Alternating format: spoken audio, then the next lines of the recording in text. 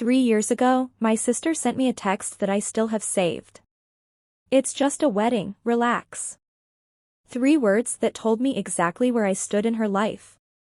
I was setting the last centerpiece on table 6 when my phone lit up with her name again, for the first time since that message. Paige. Calling, not texting. My hands went still over the mason jars of baby's breath. I let it ring twice before I answered, and even before I said hello, there was a voicemail already waiting underneath it, her voice breathless, cracking in a way I hadn't heard since we were kids. Ren, I need you. This is the biggest favor of my life. I stood there in the barn I'd built from nothing, holding a phone from the sister who once couldn't be bothered to show up, and I thought, here we are again. If you've ever built something beautiful out of being overlooked, this one's for you. Welcome back to Shadow Revenge, where the quiet ones finally get their say. My sister needed something from me that day, something bigger than she understood when she asked for it, and what I chose to do next is the whole reason I'm telling you this. But to understand why that voicemail mattered so much, you have to go back further, back to a barn that used to be falling down. Growing up, Paige and I split the world the way sisters do without ever agreeing to it out loud. She was the pretty one, the one my mother called photogenic in front of relatives like it was a job title. I was the practical one, which is the word people use when they mean plain but don't want to say it. Paige got new dresses for school pictures. I got hand-me-downs and a compliment on how sensible I was with money. Neither of us asked for those roles. We just grew into them the way water finds the shape of whatever it's poured into. The one thing we shared without any competition was Miller's Lake, 2 miles from our house, where our grandfather taught us to skip stones off the same flat rock every summer. The summer I turned 12, we filled a mason jar with sand from that shoreline, right at the water's edge, and Paige made up the rule herself. Whenever one of us gets married, she said, we pour it together. Half from her, half from me. So we're always standing on the same ground, even when we're not standing in the same place. By the time we were grown, that promise was the only inheritance left from being close. Paige's apartment downtown had white marble counters she posted online more than she cooked on, a doorman who knew her coffee order, a closet organized by color. My world was 40 minutes outside town, on land that belonged to Sam's family for 3 generations, in a barn that leaned 2 degrees to the left and smelled like cedar and old hay no matter how much we scrubbed it. Sam and I gutted that barn ourselves on weekends, sanding beams until our palms blistered, because we couldn't afford to pay someone else to make something ordinary feel like ours. That jar of lake sand sat on a shelf in what would become our barn office, waiting, the way promises do when you're young enough to still believe in them. The week before my wedding, I sat at our kitchen table addressing invitations by hand, and I wrote Paige's name on an envelope without a second thought, the same as I'd written it my whole life. 4 days before my wedding, Paige texted me a screenshot of a spa in the mountains, all white robes and infinity pools, captioned with 3 exclamation points. A spot opened up last minute, she wrote. The kind of thing you book once in a lifetime. I hope you understand. I called her instead of typing back, because some things deserve a voice instead of a screen. She picked up already sounding rushed, already somewhere else in her head. I asked if she was really doing this, and she sighed like I was the unreasonable one. Ren, come on. It's just a wedding, relax. She said it so easily, like she was setting down something that weighed nothing at all. On the day itself, we kept a chair open in the second row, tied with the same ribbon as the others, and it stayed empty the whole ceremony. The mason jar of lake sand sat on the table beside our unity candle, both hands required, only one sister present to hold it. I looked at it once, during the vows, and looked away. What I remember most isn't the missing chair, though. It's what the guests said walking through the barn doors, voices low with surprise. This feels like you too, someone whispered. So real. Nothing fancy, just real. They meant it as the highest compliment, and it was, though none of them knew they were describing the exact thing my sister had traded for a robe and a mountain view. The ceremony went on, warm and unhurried, filled with people who showed up, and somehow, impossibly, none of it felt smaller for her absence. A florist who'd worked our wedding asked if she could photograph the barn for her portfolio. That was the beginning, though none of us knew it yet. 6 months later, a bridal blog ran 3 photos under the headline, "Barns Done Right," and our voicemail started filling up with brides who wanted exactly what we hadn't planned to sell. Sam built proper stalls for parking. I learned to read a contract instead of just signing what people handed me. Within 2 years, we were booked out 14 months in advance, turning down more weddings than we hosted. Paige's life moved in fragments I only caught secondhand, through our mother's phone calls, delivered in the same tone she used for weather updates. First, an engagement to a man named Trevor, then, 8 months later, that it had quietly ended, no explanation offered. Then, this spring, a new fiancé, a wedding date, and an announcement on social media at a venue with a fountain in the lobby, the kind of place that costs more for flowers than most people's rent. My mother would mention these things and then move on, the way you do with weather that isn't your problem. 3 weeks before that wedding date, she called with something different in her voice. Some kind of trouble with the venue contract, she said, vague on purpose, the way she got when she didn't want to be the one carrying bad news. I didn't ask questions. It wasn't mine to ask. Which brings me back to that afternoon in the barn, centerpiece in hand, my sister's name lighting up my phone for the first time in months, a voicemail already waiting underneath it. I want to ask you something before I keep going, because I still don't know if I did the right thing.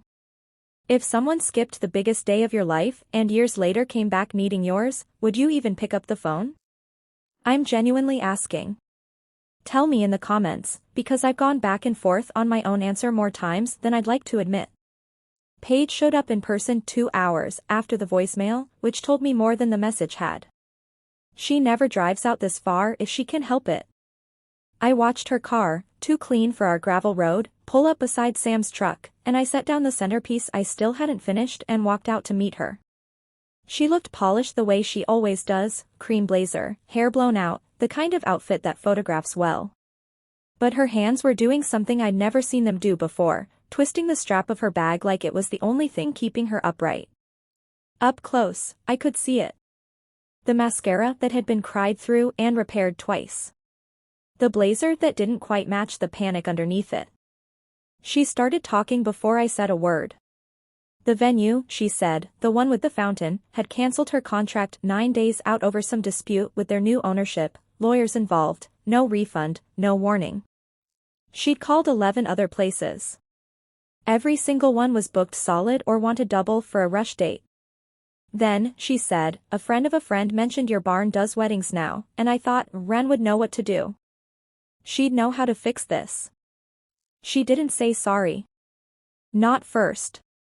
She pitched me the favor the way you'd pitch a stranger, quick and practiced, like she'd rehearsed it in the car. Only after she ran out of details did she add, almost as an afterthought, tossed off at the end like a period at the close of a sentence, I know things have been weird since your wedding. Weird.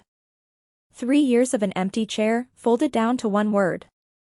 I stood there in my work boots, sawdust still on my jeans from that morning, and looked at her standing on the gravel in heels that weren't built for it, in a dress that cost more than we'd spent finishing half this barn.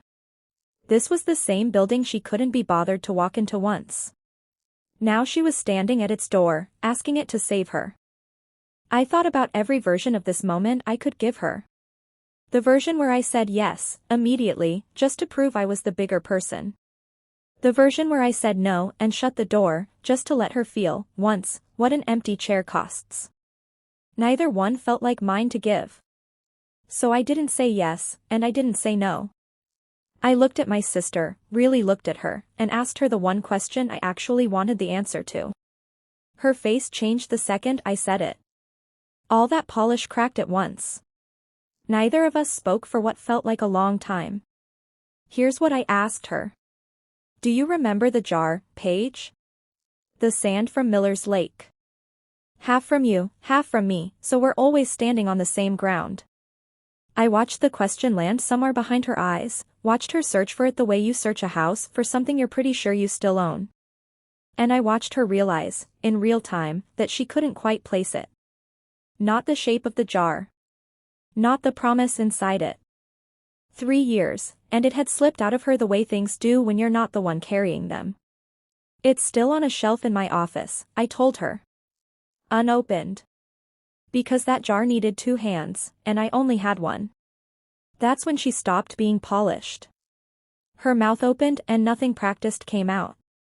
No pitch, no line she'd rehearsed on the drive over. Just her, standing on my gravel, finally understanding that this was never about a missed ceremony or an empty chair or a venue with white folding tables. It was about a promise she'd made at 12 years old and broken without ever noticing the sound it made. I wasn't trying to win anything by asking. I want to be clear about that, because it would have been easy to make this about proving a point. It wasn't. I was hurt, specifically, personally, in a way that had nothing to do with weddings and everything to do with being forgotten by the one person who was supposed to remember. Paige looked at the barn behind me, then back at me, and said the first unscripted thing she'd said since she arrived. "I didn't ask what happened with Trevor," said Paige, standing there in the gravel with her arms wrapped around herself now, like she'd gotten cold all at once. "But I'm going to tell you anyway, because I think you already know the shape of it. It was his grandmother's 90th birthday," she said. "A whole family thing, planned for months. And a casting call came up for a commercial, the kind of opportunity you don't get twice, and I told him I was sure he'd understand. I used almost those exact words. 'I'm sure you'll understand.'" She let out a breath that wasn't quite a laugh. He didn't understand. Neither did his family. They still don't fully trust me, 3 years later, with a new fiancé who I'm pretty sure has heard the story secondhand, dressed up as something smaller than it was. I hadn't asked for any of this. I want to be honest about that. I hadn't pushed her, hadn't cornered her, hadn't done a single thing to make the truth come out. It just came, the way water finds its way downhill once something gives. My sister's whole curated life, the marble counters and the doorman and the fountain lobby venue, all of it looked so solid from the outside. Standing there, I understood it had never been solid at all. It was fragile in a way my leaning, sanded, imperfect barn had never been. Paige looked up at me, out of pitches now, out of the practiced version of herself. "What would it take," she asked, quietly, "for you to help me?" I'm not going to pretend the thought didn't cross my mind, because it did, clear and specific, standing right there on the gravel. I could say no. Just no, plain and final, and watch her drive back down our road with nothing solved. Or worse, I could say yes, and drag it out, make her ask twice for every detail, let her feel small the way that empty chair had made me feel small for exactly one afternoon 3 years ago. Neither thought shamed me. They're honest thoughts, the kind anyone would have standing where I was standing. But here's what I kept coming back to. If I built this whole moment around making Paige pay, then the day would still belong to her. Every choice I made would be measured against what she'd done to me, which meant she'd still be the center of it, the way she'd always been the center of everything, even in her absence. I hadn't built this barn, board by board, blistered hand by blistered hand, to turn it into a stage for getting even. So I didn't say yes, and I didn't say no. I said something else instead. I told her there were conditions, and I meant every one of them. Reconciliation on protagonist's terms. Full price, I told her. No family discount, no favor pricing, the same contract I'd hand any bride who called us cold. And you're on the crew the week of, same as any family member of any client, hauling chairs and pinning ribbon, not standing back in heels giving directions. She agreed before I finished the sentence. There was no hug that day. No tearful speech, no moment where violins would have swelled if this were something other than my actual life. Just Paige, in jeans I'd genuinely never seen her wear, showing up Tuesday through Saturday, asking questions I didn't expect. How old are these beams? Did you and Sam really sand everyone by hand? What's this scar on the door frame from? Small things. Earned things. The kind that don't undo 3 years but start to sit differently next to them. On the last afternoon before the wedding, I brought the mason jar down from the shelf and set it between us without a word about what it meant. Paige picked it up, turned it over once in her hands, sand catching the light, and set it back down carefully. Neither of us said whether we'd pour it. I wasn't ready to decide, and for once, she didn't push. On Paige's wedding day, I wasn't seated in the second row. I was working, checking timelines with the caterer, steadying a nervous groomsman, doing the job I do for every couple who walks through our doors. My sister noticed, I think, catching my eye once across the barn while she was getting pinned into her dress, and she didn't ask me to be anything other than what I was that day. That felt like its own kind of honesty, better than a role either of us would have had to fake. The mason jar stayed on the shelf in my office, exactly where it's been for 3 years. I didn't bring it out. That wasn't forgetting this time. It was a decision, and I'm allowed to make it slowly. Here's what I keep coming back to, the thing I'd want you to take from all of this if nothing else sticks. Showing up for someone doesn't require pretending they showed up for you first.